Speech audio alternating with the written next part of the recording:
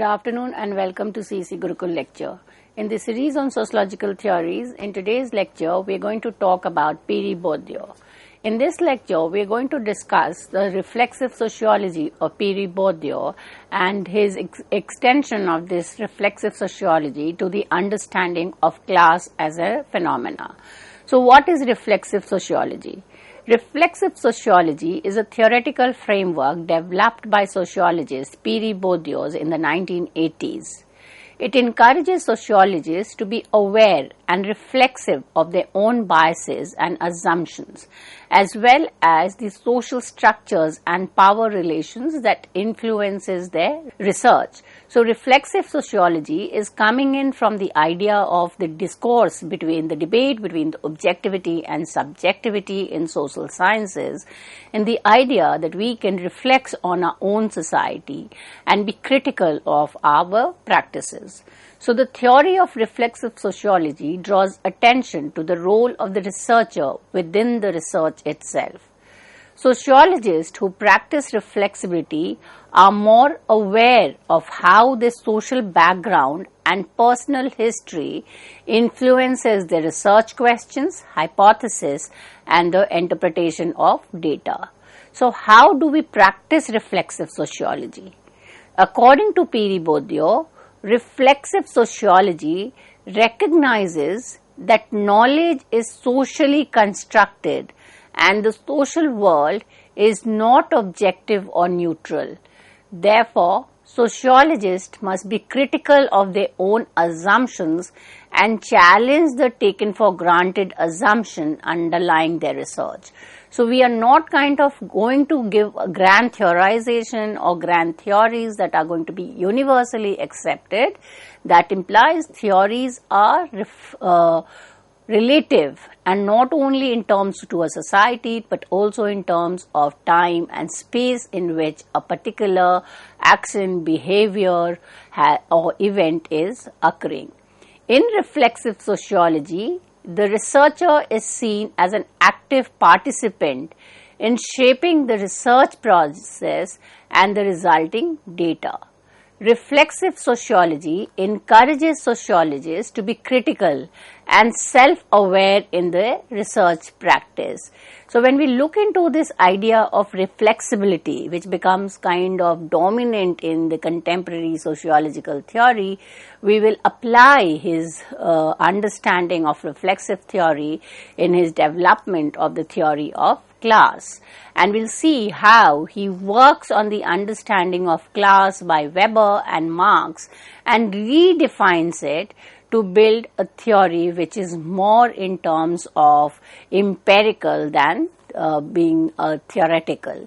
So, it is clear to state that this class is something which is an important institution which helps us to understand a variety of other phenomena like stratification, power, inequality. Bourdieu's theory of social power centered around stratification of the class structure.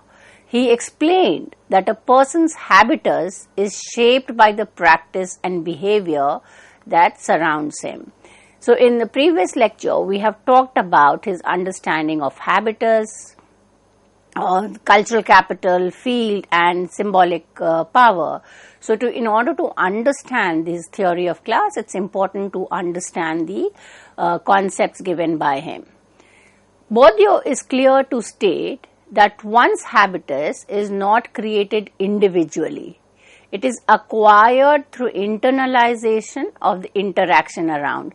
So, the interplay between the individual and the society leads to the formation of an habitus. Habitus in turn shapes how a person sees the world.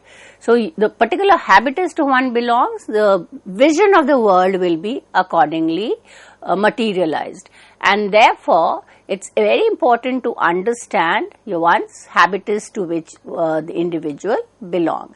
Now, looking into his understanding of class within the wider range of power, stratification and habitus, it is important for us to first understand his relationship or his similarity and differences on theories of class by Marx and Weber. For Weber, a class situation is defined by individual relationship to economic asset, which gives them unequal market capacities for exchange relationship, and this exchange in turn results in inequality in the distribution of life chances. So the class situation determines the life chance. The unequal life chance may be a factor behind class struggle. So those who are in different situation and are able to differently materialize the class situation would lead to class inequality and ultimately into a struggle between the two class.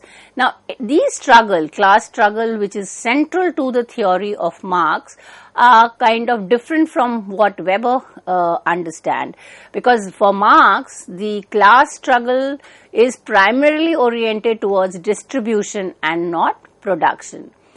So Weber class situation is ultimately a market situation. For Marx, the class struggle emerges from the point of modes of production.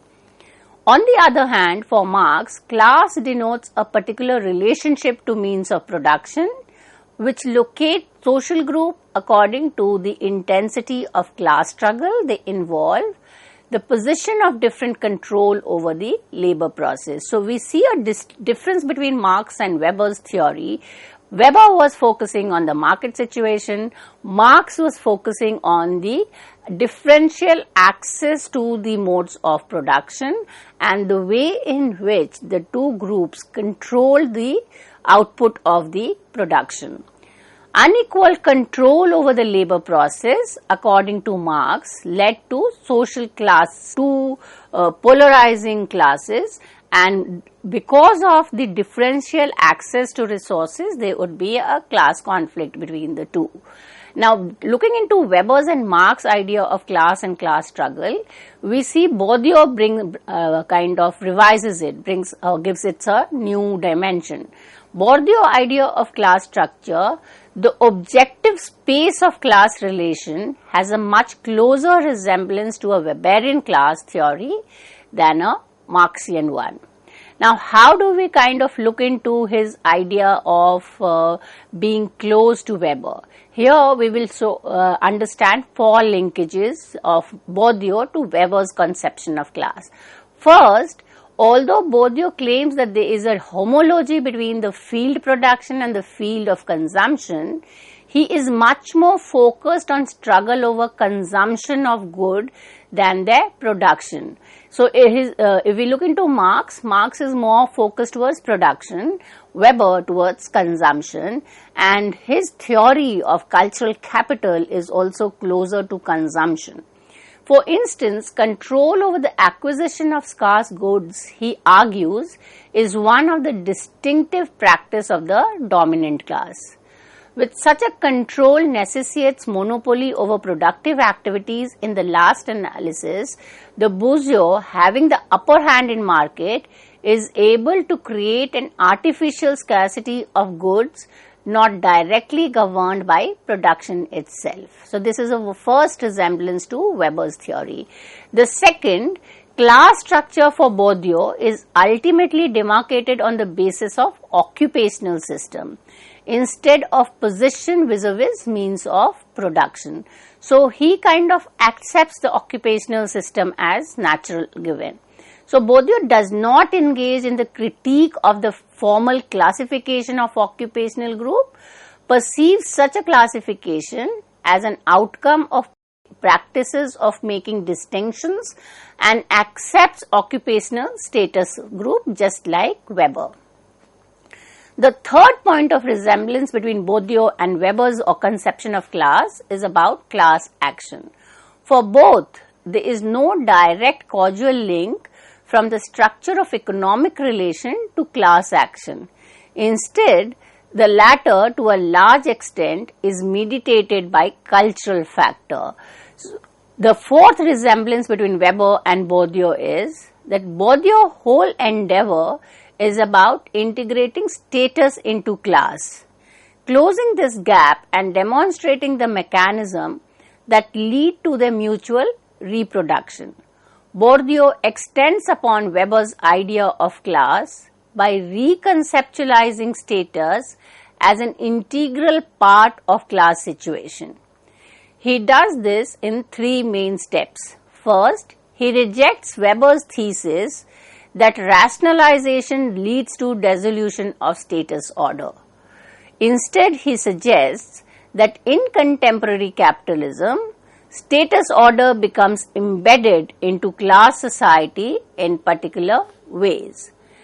Bourdieu's idea of Weber's theory is further extended by his argument that the bourgeois is not just a social class but also a status group with a coherent set of practice that mark their territory. Its ethic is not a hindrance to development of market but a factor behind the unequal structuration of market. In a way, Bourdieu rescues Weber's status from becoming an antiquated concept useful only for the analysis of disappearing social group and brings it back into contemporary class analysis primarily in order to shed light upon symbolic struggles between social classes. Ultimately, lifestyle becomes a feature of a particular class position. Bourdieu, by integrating status into the modern class condition, discovers the rational aristocrat within the capitalist and the alienated serf within the worker. Second, Bourdieu argued that class and status are not two distinct phenomena predicting the differential distribution of power within society. They are parts of a whole.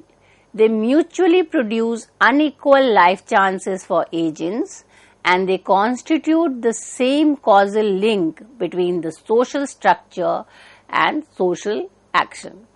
Bourdieu built upon Weber's idea by exploring a mutual relationship that extends beyond statistical correspondence. Status and class are not just correlated, they are relational and reproduced through the same class practices which originates from the particular class position within the matrix of social space. Third, Bourdieu builds upon Weberian notion of class by deriving from the Marxist perspective where the relationship between classes are constituted by a clear antagonistic interest, practice by domination, appropriation and exploitation. So we now move to Marx's idea of class, and here we see that four themes of Bourdieu's class analysis is taken from the Marxist perspective. First, for both Marx and Bourdieu, class is the primary source of conflict in modern society. For both theorists, social structure is primarily a structure of an economic quality with the action emanating from them, which are also ultimately oriented towards maximizing materialistic utility. While Bourdieu treats other modes of stratification like gender, race or geographical position as secondary principle of division. The second similarity between Bourdieu and Marx is that social struggles are primary modes of class relationship in both the class analysis. What is adopted by Bourdieu is the inherited antagonistic orientation of social classes against each other, and this antagonism is based on the habitants and their capital.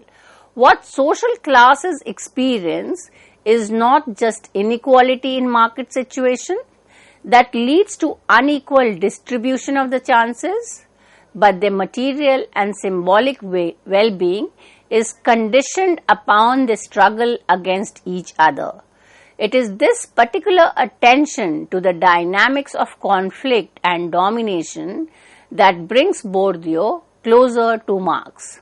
The third idea taken from Marx's theory of class is the history of class struggle is the primary constituting background of the field of social interaction and of particular distribution of capital resources within it. Bourdieu would not go as far as suggesting, just like Marx did, the history of all hitherto existing society is the history of class struggle. He is not going so far ahead. Why? Because such a causal link between class struggle and social structure would be too exclusive of other social reality. Yet, for Bourdieu, the boundaries of a field and the rules and rewards it contains are determined as a result of class struggle. The fourth idea which takes Bourdieu close to Marx's theory is the radical change in class relation as opposed to a simple displacement in the structure of distribution of capital, and this is possible to the extent that there is a major structural shift in the objective, the class conditions, rather than an ideational transformation. So both are kind of vision or kind of futuristic in kind of making a difference or transformation in the class relationship between two antagonistic groups. For Bourdieu, change is likely when a radical shift in objective conditions of a class produces a mismatch between these conditions and the subjective aspiration of a class, and not the other way round. So for both Marx and Bourdieu, the primacy is given to structure over agency. Now when we've seen the idea of how Bourdieu is kind of taking in from both Marx and Weber, when we look into his own theory of class, we see that Bourdieu defined class as a group of individuals that share a common nature and the same external living condition. He uses the concept of capital to analyze the individual's external living condition in the social space, while habitus analyzing internalized personal characteristic. So the habitus is the personality of the individual. What kind of norms, values are being inculcated by the individual, and the capital is based on the skills, on the knowledge, on the capital that one possesses to enhance the habitus. Now, individual and class use a variety of forms of capital in the social space to struggle with each other and to defend or take an advantageous social position. The same social position will result in the same or similar kind of living condition, thus shaping a similar class habitat. Now, lot kind of depends on the way in which reality is perceived by the individual and the struggle to change that reality. So, as a result, it has already been discussed that the habitus is not fixed, it's not permanent, it's subject to change. Now, what brings about the change in this is on the ability to kind of change your resource. The resource kind would be in terms of increasing your monetary resources or increasing your cultural resources. According to Bourdieu, two individuals may have the same total overall amount of capital. One might have a greater proportion of cultural capital and the other might have more economic capital. Generally, the volume and structure of capital determines one position in social space or class position. The primary class division in Bourdieu's schema is between those with higher and lower total capital, But within each of these classes, there is a further difference between those with a greater proportion of either economic or cultural capital. So the whole idea of the theory of class is directly linked to the theory of habitus, field, and when we look into the concept of cultural capital, the focus on three types of theories, and the idea that we need to keep in mind that class as a economic, social and cultural institution further leads to the legitimization of social inequality in society. For reference, it's very important and it's kind of a great idea to read the work of Pierre Bourdieu, Distinction, a social critique of the judgment of taste. It's an excellent read and a very well written book which gives us an idea of connecting the social with the arts, the development of taste. So this is a must read to understand Pierre Bourdieu's work. With this, I come to an end of today's lecture. Thank you.